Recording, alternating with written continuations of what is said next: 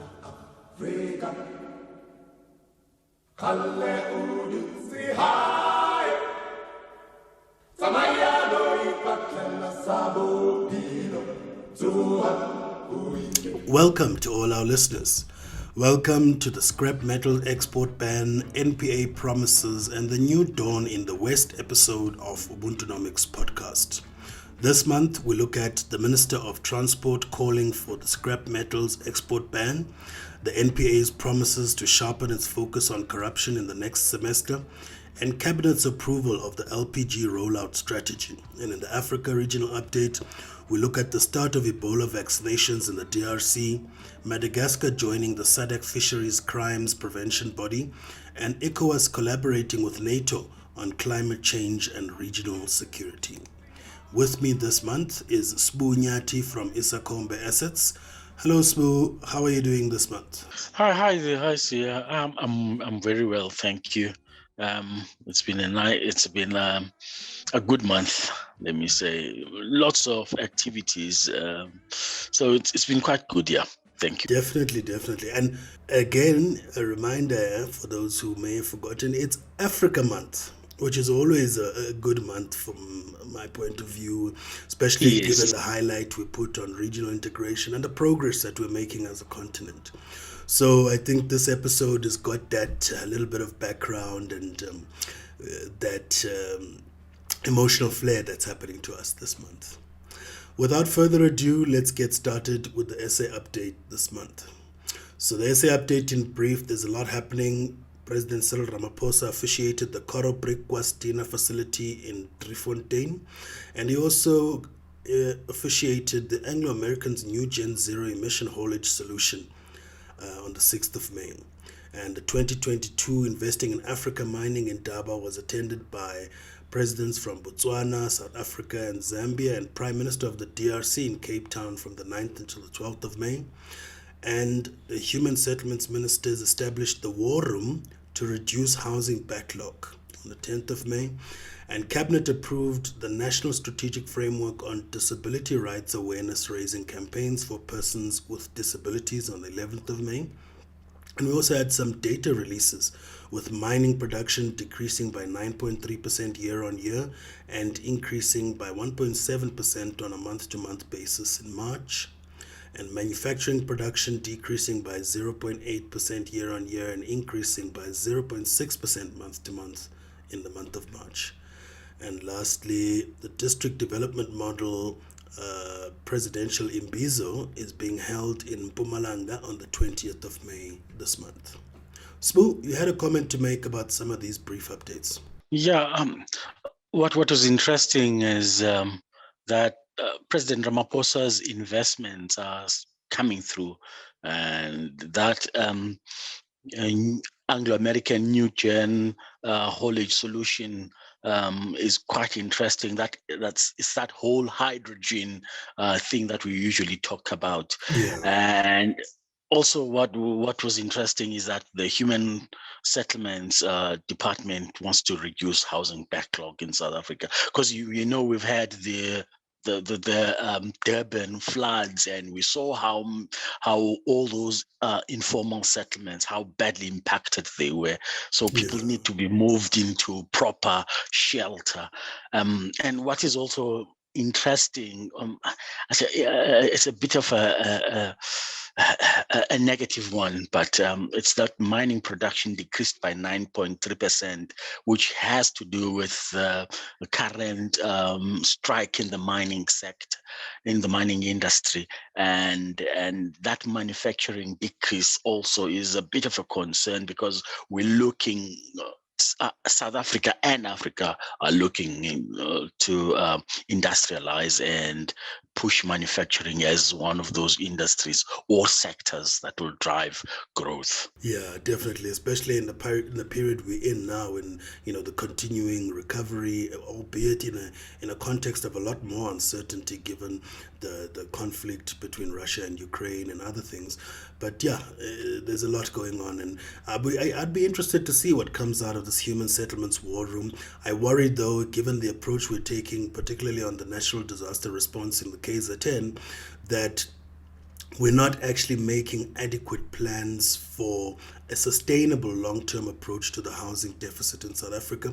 When I listen to some of the media engagements from the provincial leadership in KwaZulu-Natal speaking about temporary housing, which has a lifespan of 5 to 10 years, that's clearly not temporary to me, and it's quite Okay. concerning. Yeah. Again, and the issues of the mining production, I think in that sphere, really the decrease is reflecting the domestic issues, because all around the sanctions on Russia have actually led to a rebound in commodity prices generally, because what's happened obviously is that Russia, being a major contributor in key commodities, think of oil and others for example, is that Mm-hmm. with the sanctions against them, the global supply of these commodities has reduced, and which means that the price then inevitably will always go up. And so the production numbers and the poor economic outcome coming out of the mining sector, I think, is directly reflective of the economic and I think the labor relations issues happening in the mining sector in South Africa, and not necessarily the global commodities and mining sector market currently, given the rebound in commodity prices. And that last thing on the manufacturing, again, I think it is a bit negative, but I don't think that it's too alarming given the current challenges faced in global supply chains. And obviously, we understand that South African manufacturing is geared towards getting some of its inputs from international suppliers, and that is bound to have a knock-on effect on the production and output from the manufacturing sector. But again, we'll have to monitor these and see how well the economy does as we continue with the economic recovery in the country. Yeah, precisely. And our first story for the SA update this month is that Minister of Transport calls for the scrap metals exports ban. So the Minister of Transport, Mr. Fikile Mbalula, has called for the ban on export of scrap metals as theft and vandalism of crucial rail infrastructure continues sabotaging the country's economy. Minister Mbalula said, "We are unequivocal on our call to ban the export of scrap metal and will support any measure that will bring us closer to this reality." Minister Mbalula asserted that the problem of criminal theft of rail infrastructure requires more than simply increasing security, and that it can be stopped by banning scrap metal exports, and called for the private sector to play its part in dealing with the problem. This was in Pretoria at a media briefing on the white paper on the national rail policy, which proposes a phased semi-privatization of the national rail network. Sbu, what do you think of this one? Oh, well, I think it's long overdue and an encouraging philosophical shift. I say this because I believe that markets must be managed and they must be directed by a proactive state. Yeah, so some have argued that the scrap metal industry will be badly affected. But my view on that is that we have a number of industries like the alcoholic beverages industry, which is regulated by the government in order not to have undesirable effects or an impact on society. So South Africans are appalled, and rightfully so, by the magnitude of criminal damage to infrastructure.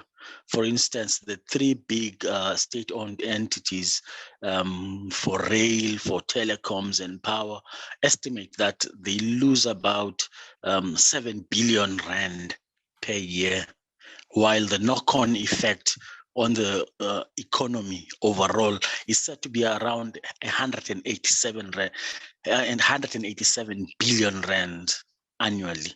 So the scale again and the sophistication of this all is evidence enough that we are dealing not with petty criminals here. We are dealing with organized syndicates, people who have got the skill. To cut up railway lines, people who've got commercial links, people who know what they are doing. So cutting off demand in this way by banning scrap metals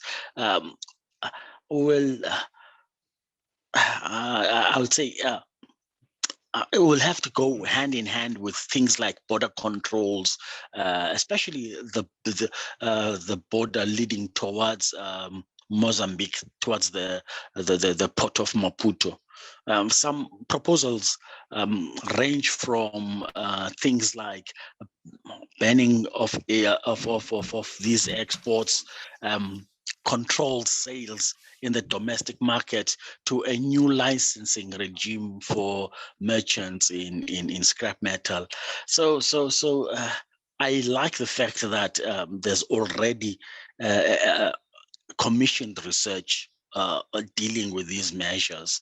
So what is making, again, things trickier is that the global price for steel has gone up. It's actually shot up due to supply side constraints in China, COVID, and then the steel prices that have been going up in the US, and now the Ukraine war. So steel prices have gone up. But in fact, even ArcelorMittal, the only plant the biggest plant that produces steel in South Africa, went from a 2 billion rand losses per year to an almost 7 billion rands profit due to higher commodity prices. So the scrap metal industry itself has become more lucrative and it's enticing. And most of this scrap metal is headed to India. Some is going to Southeast Asia and China. So these partners, these countries must be partners with South Africa. They must be roped in so that any measures that we put up to curb illegal activities must be both sides have to know both sides have to be kept on the loop. They have to partner with us. South Africa is not alone in this. I mean, we already had Kenya, which also banned scrap metal. So it's the correct route to take, in my view. Yeah. So here's why I disagree, and I have multiple reasons, but I'm just going to highlight three. So I think, firstly, I want to make a comment. I think as a country, we always take the extreme position. Our politics is extreme, our policies are extreme. We just need to tone it down a bit. And this, for me, is clearly a case of cutting one's nose in order to spite one's face. Because it seems to me the central problem is corrective measures and security. It's clearly an issue of the security sector not arresting and charging criminals in these syndicates.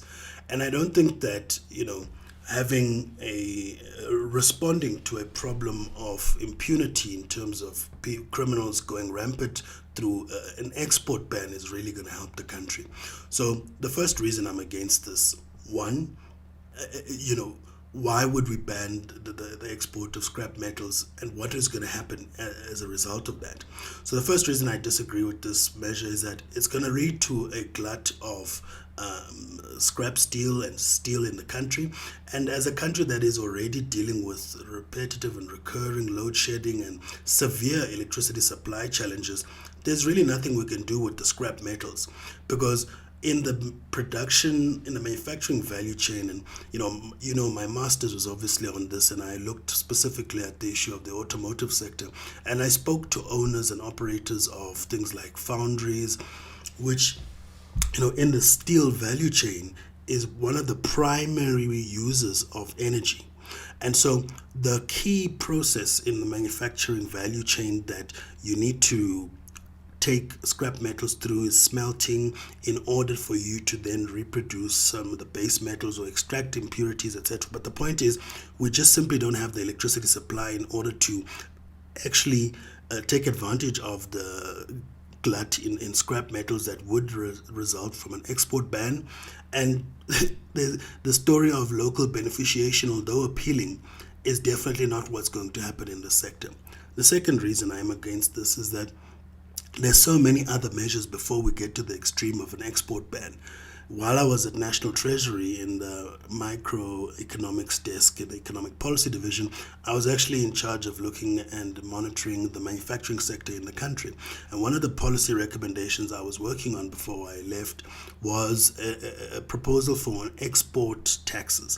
And I think in this case, it's one of the most effective, and for me, it's a no-brainer in terms of responding to the problem of scrap metal theft.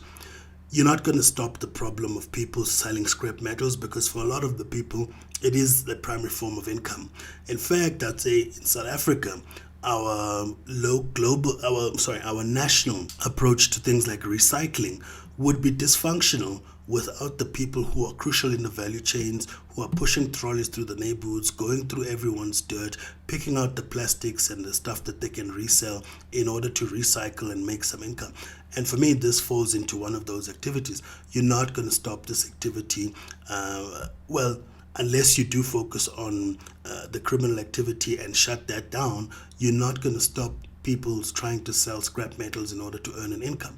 So for me, the other best response is for government to actually tax this process. And by so doing, you reduce the demand for scrap metals from South Africa, because our scrap metal exports become expensive to the rest of the world. But at the same time, government is able to collect revenues and through export taxes in order to replace some of the infrastructure that we're losing. And so with that said, this leads me to the third point that I want to highlight is, why you shouldn't be looking at these extreme policies when there's so many multiple steps you can take before you get there, is that the issue of a scrap metals export ban is going to shut down a lot of the metals export sector. And I'm not certain how much of scrap metal theft, in terms of the illegal theft of our rail and telecoms and other infrastructure for the purposes of reselling a scrap metal, I'm not sure how much that percentage, how much of the entire value chain of scrap metal recycling is actually due to the criminal activity. And so, until government is able to give us a clear indication to say all, or at least a majority of the scrap metal exports coming from South Africa are actually illegally obtained scrap metals through criminals who are stealing our infrastructure in the country. And until we can actually clarify how much or how bad of a situation this issue is, I understand obviously the direct impact it's having on public services in terms of provision of electricity, etc., the transmission network, etc., and the rail network. However, we're still not sure how much of a significant problem in the whole entire export value chain for scrap metals the criminal activity forms part of. So until we can actually pinpoint how severe the situation is, we cannot shut down the whole activity. And the last reason why this is a bad policy approach is that, again, these extreme policies, I think in part, are the result of the pandemic, which had a very blunt tool of responding through the pandemic with global lockdown, when we should have been prioritizing our public health response to the pandemic. And similarly in here, by banning all the exports, we're killing some of the export sector, and at the same time, we're not dealing with the root cause of the problem, which is the problem of policing and making sure that the criminal activity is we de-weed the sector of the criminal activity. The ideas of working through a permit system, etc., and putting on tighter screws to regulate, I definitely agree on. And I think that's a far more pragmatic route rather than going through the extreme of going through an export ban. Yeah, well, I think we both agree that our policing is that's what the problem is. Our criminal justice system is just not working. It's not up to scratch, and so that is one of the reasons why government is going this route. Well, when you say that we can tax these scrap metals, make sure that there is no demand for South African scrap metals. That's almost like the same as banning the scrap metal sales exports.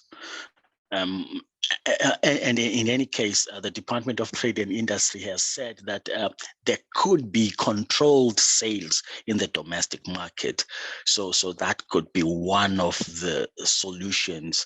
And then I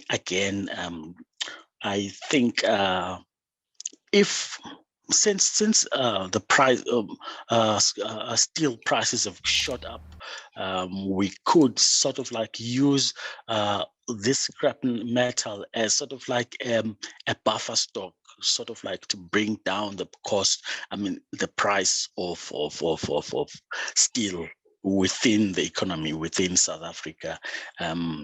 We can even use the places like ArcelorMittal.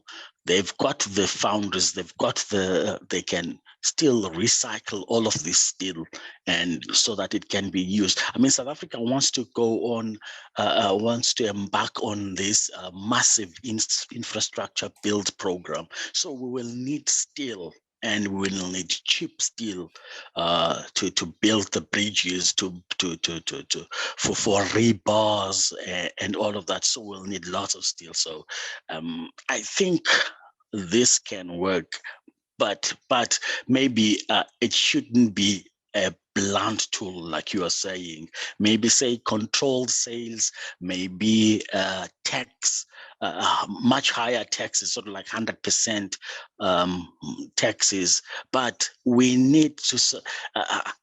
In fact, what I'm trying to get at is it can work both ways as a buffer stock again, because steel prices have gone up by like 51% since last year. So there are pros and cons to the argument, I think. I just don't see any pro to an export ban, Sbu. Like I said, to be clear, an export ban is very different from an export tax, because you still have exports with an export tax, except that because you're taxing them, the exports will be more expensive and the demand for them will reduce. For me, there's just no winner. I definitely agree with the idea of regulating the sector so that we can de-weed the criminal activity, but an export ban cannot be supported. Export controls, though, fully supported. And the idea that we're going to reduce the price of steel locally by holding on and hoarding our scrap metal, it's good if we had the electricity to smelt that steel and create products out of it, but we don't. Our economy has still been struggling due to this load shedding issue. It's not going to work. And I would say rather earn the dollars through the export, but make sure that government's able to tax those exports so that they can replace some of the infrastructure whilst we try and deal with the problem of policing. For me, that's the most rational and the best solution rather than an export ban. On that note, our next story in the SA update is the NPA sharpens its focus on corruption, well, soon. The National Director of Public Prosecutions, Advocate Shamila Batoy, promised that the National Prosecuting Authority, the NPA, will be giving a razor-sharp focus to corruption and state capture-related cases over the next 6 months. The National Director was briefing the National Assembly Portfolio Committee on Justice and Correctional Services on the NPA's annual performance plan and budget for the year 2022-2023. The National Director stated that the NPA plans to focus on taking 20 seminal corruption cases to court in the next 3 to 6 months in order to normalize accountability for corruption. In March 2022, the NPA and the Zondo Commission established a multidisciplinary committee chaired by Advocate Rodney de Kock, the Deputy National Director of Public Prosecutions, in order to coordinate its prosecutions looking forward. Spoo, what are your thoughts on this one? They say razor sharp focus, and I laughed when I read that. Okay, the NPA have committed to at least 7 major cases in the short term. Now, this sounds like preparation for the arrest of politically aligned individuals, and topmost being that of former Health Minister Zweli Mkhize. And his is not a state of capture case, but of the recent COVID-19 procurement corruption. If newspaper reports are anything to go by, the hawks are already are ready to pounce on the former ANC Treasurer General and Minister of Health, who is said to be challenging the president, the ANC president, at the upcoming ANC elective conference in December. So some are already saying Mr. Ramaphosa will be using state institutions to win his political battles. But besides those cases, I mean, which will get tongues wagging because of all the political ramification, there needs to be action from the NPA to restore faith in the justice system and in state institutions, which were said to have been gutted during the past administration. People, the general public wants to see. People just want to see a justice system that does not differentiate between tigers and flies, to borrow that Chinese phrase. So basically, what I'm saying is that I welcome this, but I have my reservations. Yeah, look, it's very concerning. Our last episode actually looked at the issue of the absolving of former health minister William Kize by the Parliamentary Ethics Committee. And it's precisely this impunity that I worry is becoming a common culture in the country, and so much so that people are actually brazen and unfear, or they're not fazed or scared of any ramifications of the corruption that get involved in. And people can argue all they want that maybe the president is using state apparatus in order to. The point is, when Dr. William Kize was facilitating those digital vibes contracts and everything that he's been accused of, there was no mention, no thought of this elective conference as something that the president would be using. And the point is, prosecutions must happen where they're due, and we shouldn't be scapegoating behind the elective conference for supporting or promoting impunity. And once there's a culture of impunity, particularly at our political leaders level, it's very difficult to catch and control crime at lower levels in communities and households, etc., because the culture of impunity starts at the top and gives everybody else an excuse to not uphold themselves to the law of the land and the moral of the people. And this needs to really lead to high-level prosecutions and serious time as well.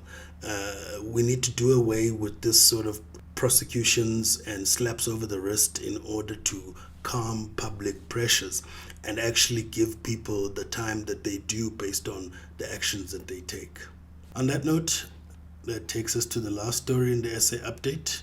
Cabinet approves the LPG Rollout Strategy. So Cabinet approved the implementation of South Africa's liquefied petroleum gas LPG strategy in order to relieve some of the electricity constraints affecting the country. The LPG strategy aims to grow the local gas sector in order to diversify energy sources, and the strategy proposes interventions to regulate the price in the value chain and support for local manufacturing of LPG cylinders. Well, this is very encouraging. It's an encouraging development. It's long overdue. The gas industry in South Africa has always been stunted for a reason that escapes me, because there has always been the possibility of a major gas find along the coast, similar to or bigger than the Mosques facility of the of Mossel Bay in the Southern Cape. So, and that refinery, though it was built by the former regime, it was an alternative energy resource. It was for fuel generated from gas to circumvent the international sanctions of those days. I think it was built way back in 1989. So we must bring to light the fact that the gas industry is extremely concentrated. And it has about two main players, Afrox and EasyGas, And there have been other players since the late 2010s. I hope this regulation will open up this space, including that of cylinder manufacturing within the country, to do away with all these imports. Reading from the draft rollout strategy, one sees that the intention is to try to diversify energy sales by households in the main, towards LPG. The strategy goes into areas such as pricing, cylinder deposits, compliance and monitoring by the Competition Commission, and coercing, in fact, enticing the general public into using gas as a safe energy source. I mean, we've got, like you was just saying, that we've got electricity constraints and all of that. So we need different energy sources, and households need to not just industrial gas users, but households also need to be able to tap into this. And yeah, I definitely agree with you there. And I think it's just a pity that our neighboring Mozambique had its own gas finds and development projects disrupted by the insurgents in Cabo Delgado. But, that would have really been an opportunity for us to light up all of SADC, really, and reduce some of the electricity demand and redirect that towards gas. And there's also so much that we can do with gas, and small projects in places like Etswane where they do these engine conversions from petrol to gas, where you've got now taxis that are operating on LPG. Is a far more cheaper alternative, particularly in the high oil prices and the kind of fuel crisis we're heading to, given the Ukraine-Russia conflict and where that's going to leave global oil prices. So I agree with you there 100%. This is a positive development. Government needs to push and make sure that they regulate the sector quite well in order to open that space.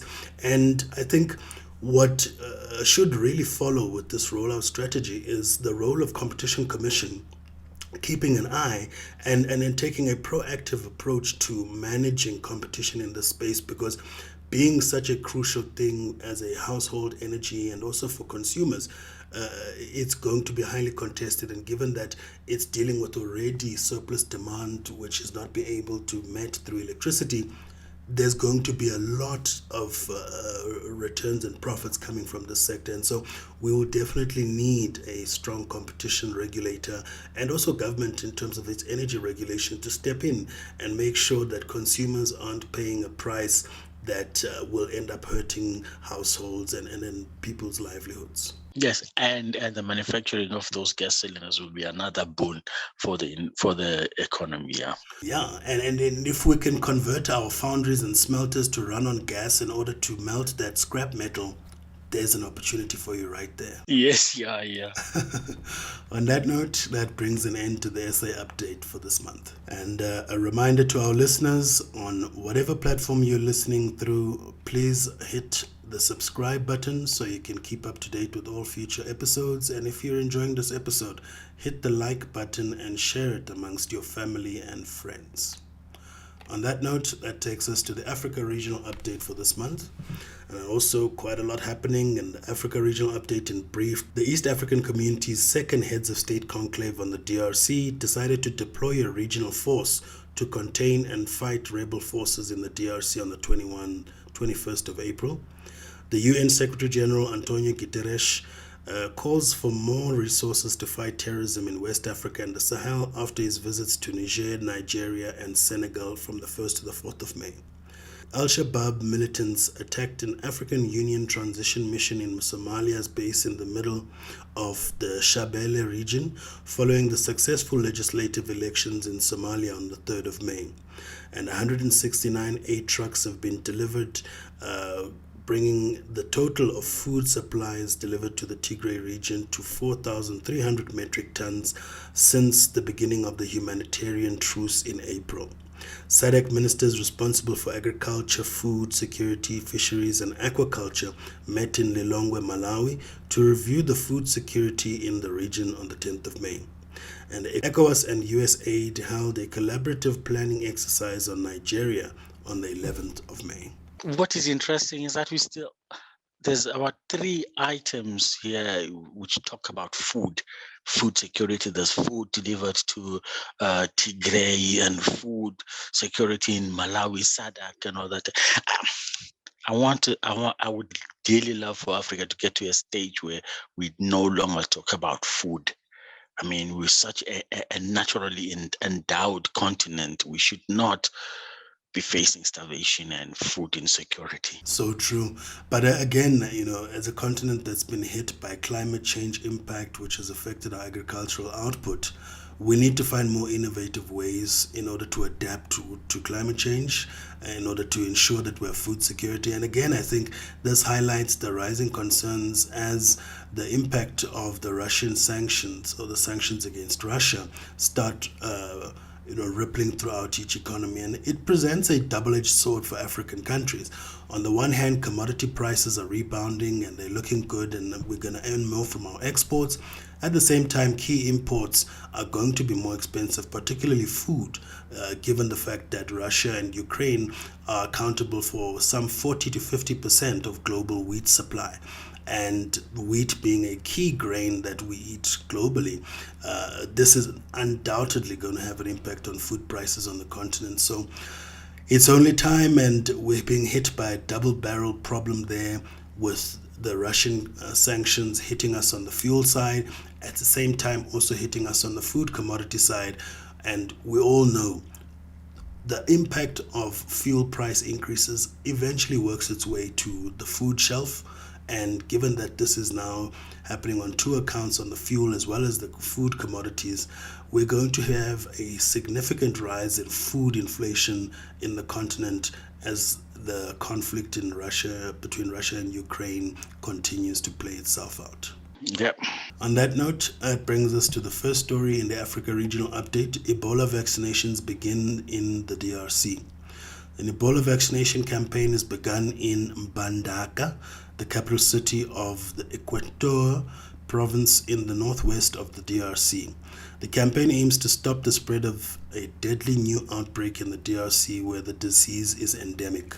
The DRC has had 14 Ebola outbreaks since 1976, 6 of which have happened since 2018, and around 200 plus doses of the RVSV Zebov Ebola vaccine have been shipped to Mbandaka from Goma. Yeah, great news. This is such great news, especially for the DRC. But the concerning thing is that this disease has become endemic. That's very sad. The world should have been as vigilant as we have been with the coronavirus pandemic. If we had been, the disease would not have become endemic, I think. Yeah. The World Health Organization should be pushing for a much bigger vaccination program.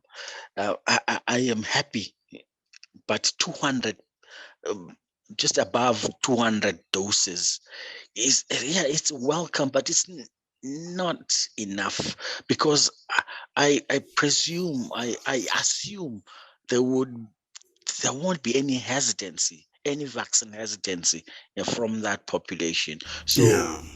they should have been talking in the thousands at least of vaccines. But having said that, we should also state that the people of the DRC should also take more responsibility. They should change their cultural tastes, their appetite, especially for bushmeat, for primates. I mean, the World Health Organization says there is a new strain as a result of a spillover event from the host or the animal reservoir. So the DRC government should make it like, I don't want to use the word illegal, but there should be some kind of a restriction from trading or consuming certain species known as reservoirs, like primates. Should not be eating chimpanzees and all of those things. Yeah. Look, I definitely agree with you there. And the world pretty much looked as the DRC and other parts of Africa suffered dearly as a result of the Ebola outbreaks. I remember when it was taking place in West Africa and it was It was just chaos resulting from this. But again, the COVID-19 pandemic has taught us, if you're going to wait and expect the world to make donations for your own public health, you're going to get a pittance, nothing near what you actually need. So for me, the next step of this, it's a good story in terms of the rolling out of the vaccines in order to curb the spread of the virus and the Ebola outbreaks. But for me, the next step and most important step is finding out how we can localize the production of that vaccine in order to ensure that we can deal with the Ebola outbreaks that come in future. And obviously, regulating the consumption of exotic meats, which brings in new species and diseases into the mix, is paramount. And obviously that goes without saying that you can't necessarily ban the trading and consumption of exotic meats without supporting agricultural production so that people have alternative food sources, because I think ultimately it's poverty and lack of alternative food sources that pushes people to consume primates, etc. And if it is cultural, then it's on our communities and households to change the culture, and there's very little really that government can do in terms of affecting that culture. But the government really needs to step in and regulate the trading and consumption of these exotic wild animals. Yeah, and see, you were talking about local production. We ran a story about South Africa producing these vaccines locally, and those factories, the factories in Port Elizabeth are just about to close because there are no buyers. We should also be able to sort of like, if we are manufacturing any products in Africa, products that we need for survival, or products that are desperately in need, we should push governments to buy locally, not go out and buy, Anyway, I'm sure this will come up in another Sure. episode, but yeah. Look, for me, that story shows the double-edged sword of waiting for handouts. On the one hand, the support from the international community is very well received because we don't have the productive capacity as yet. But at the same time, this in effect amounts to dumping. And obviously, the international community is far more competitive than some of our countries on the continent. And so, on a competitive basis, our companies cannot compete, let alone the fact that we now get donations, which actually, in effect, become dumped onto our markets. And as you say, we sign all these fancy, nice agreements, part of COVAX, this partnership, but if the companies can't keep their production runs running because there's no demand, that speaks to two things to me, precisely what I'm raising, the issue of our uncompetitive firms and the fact that, when we receive these donations, effectively, it's as if we're getting products dumped in our economy, which undercuts our ability to actually serve some of the local demand that we have. Yeah. On that note, that brings us to the next story in the Africa Regional Update. Madagascar joins the SADC Fisheries MCSCC. The government of the Republic of Madagascar signed the charter establishing the SADC Regional Fisheries Monitoring, Control, Surveillance, Coordination Center, the MCSCC, in Antananarivo, Madagascar. This makes it the 10th SADC country to join the regional cooperative body for combating illegal, unreported, and unregulated fishing and related fishing crimes. The objective of the Charter is to provide a legal framework for the establishment and operationalization of the MCSCC, which will coordinate measures relating to fisheries, monitoring, control, and surveillance in the SADC region. Yeah, Madagascar signing the MCSCC is most welcome, especially considering how many coastal communities in that country rely on fishing for livelihoods. It is true that a global approach is needed for combating fisheries-related crimes, and the MCS infrastructure and maritime security will benefit the island state. What pleases me more is that the island will be helped in dealing with big players whose massive trawlers harvest the most fish by far. I mean, those massive trawlers harvest millions of tons, and that leads to the dwindling of fish stocks available for artisanal fishers. So SADC has to protect its maritime resources from the overfishing by both European companies and Asian countries. Now, a regional fishing vessel, a register, a monitoring system, and a coordination will boost surveillance to the benefit of SADC.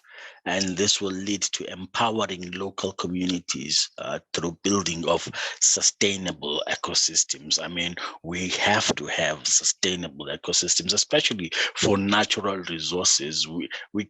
Africa cannot sit back and while all the plundering happens, especially by these commercial companies, these from Europe and Asia. Look, I definitely agree with you on that one. It's a positive story, and it's quite positive also that SADC is trying at least to establish a marine security apparatus, and countries are actually contributing towards establishing that, and I think that's a positive direction. What I would like to see more is some further coordination between SADC and non-governmental organizations such as Greenpeace, which have charted the way in terms of curbing some of the illegal fishing crimes in other parts of the world, such as Asia and the South China Sea.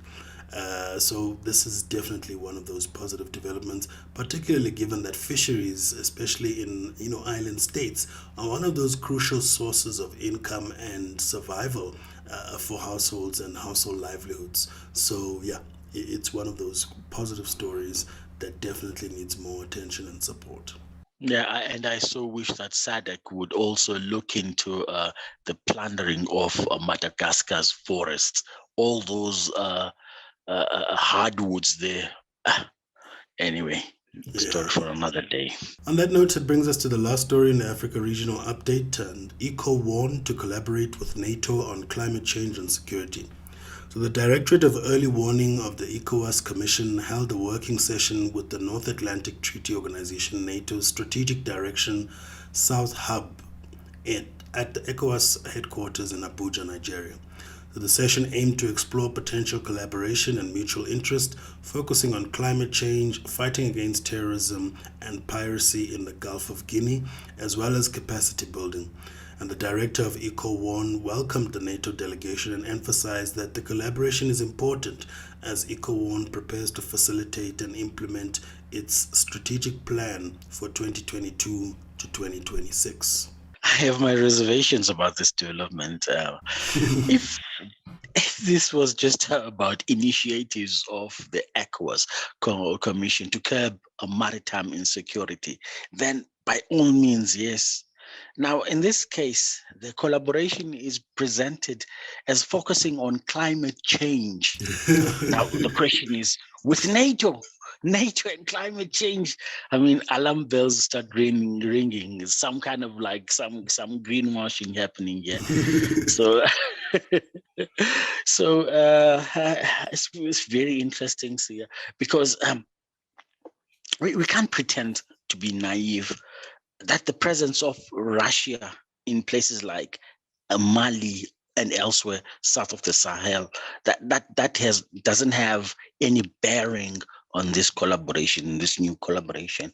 I'm not condoning the presence of Russian mercenaries in Africa, but I am pointing to the re-emergence of Cold War dynamics in Africa, with one side trying to paint the other as being sponsors of terrorism.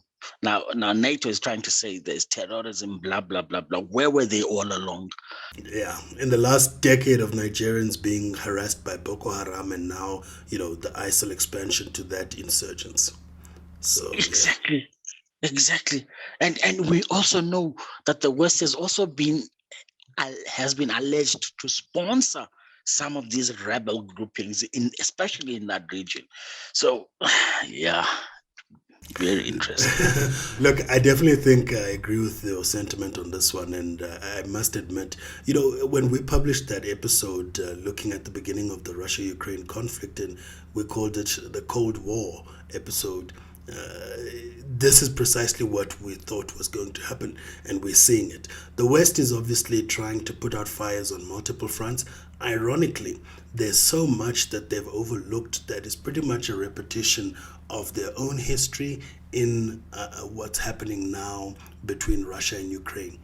If you think back to the issue of Northern Ireland with the UK, this is precisely what's happening. If you think of what's happening between China and Taiwan, this is precisely what's happening. And it's the same thing we're seeing in every other place. Ironically, now it's being touted as a sort of Russian, crazy man, and his campaign against this imagined Nazism, etc. But the point is, the West's involvement, and they're jumping to the West Africans' cry now, is particularly an issue about balancing global forces and obviously their response to the fires that they're putting out elsewhere. They've pretty much neglected Africa, and there's always been their strategy of benign neglect, except for when it's actually going to affect the balance of power and their own interests. So for me, this story, pretty much exactly like the brief story about the UN Secretary General's West Africa visits and his calls for further resources to fight terrorism in West Africa, is reminiscent of the fears and the additional smaller fires that the West is trying to put out on the continent in order to deal with the big blaze caused by the Russia-Ukraine conflict. And NATO is focusing on climate change. Yeah, a security apparatus focusing on climate change. It's interesting. We'll have to monitor and see where this goes. On that note, that brings an end to the Africa Regional Update for this episode. And that brings us to the numbers game. Oh, yeah. So the number for this episode is 350. What is your guess on this one, Smo? 350, that's 350 rands, the SRD grant, that famous SRD grant. Okay, but what about it? You're halfway there, but what about it? I would say people have been told that they should reapply for an extension of the SRD grant for another year. Well, yeah, that's part of the story, but really the big story here is actually the fact that the post office will no longer be paying the 350 Rand SRD grants. So a new round of applications for this 350 Rand Social Relief of Distress SRD grants has opened, as you rightfully mentioned, Smoo. But the South African Post Office has informed beneficiaries that its branches will no longer be paying out SRD grants.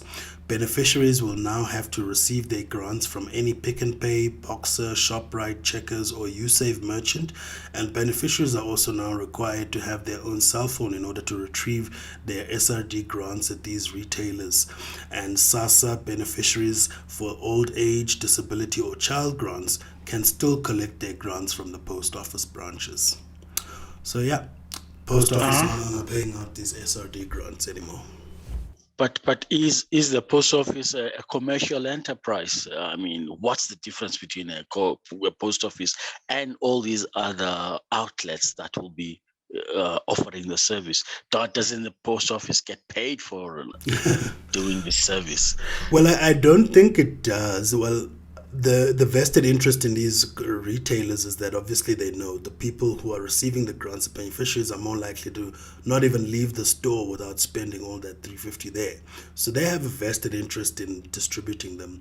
But for me, this story highlights two things. A, the post office is not well equipped to deal with the number of flows of people, just the volume of people who are beneficiaries of the grant.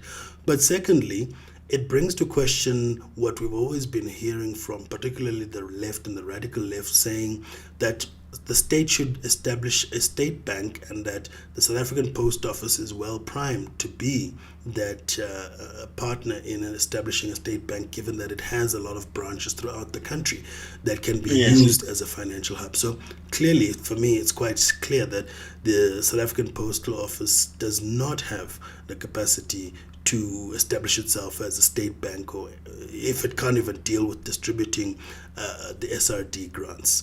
So it'll be interesting to see where the whole process ends up, particularly on the universal income, the UBI, the Universal Basic Income Grant, and whether government starts implementing that and how they'll be distributed. For me, this obviously brings back again the issues that a couple of years back we saw with Cash Payment Services, the private distributor of some of these grants, that we're now going to have to scrutinize and see what is really the benefit that these retailers are getting. Obviously, apart from their vested interest in the sales, as you say, they might also be getting paid by government in order to distribute these. And for me, it's just so many layers that, again, prohibit further entrance into the market, because if we're distributing these grants through these retailers, people are most likely to spend the money there, and it's not going to make it to the communities and the households where these people are coming from, where the money could have a far greater impact in redirecting demand towards local spaza shops and small businesses in people's communities. So it's one of those difficult double-edged swords in my view. But again, this highlights just so many challenges that we're facing as a country, despite the ability to provide some of these social safety nets. Yeah. Yes. On that note, that brings an end to our episode this month.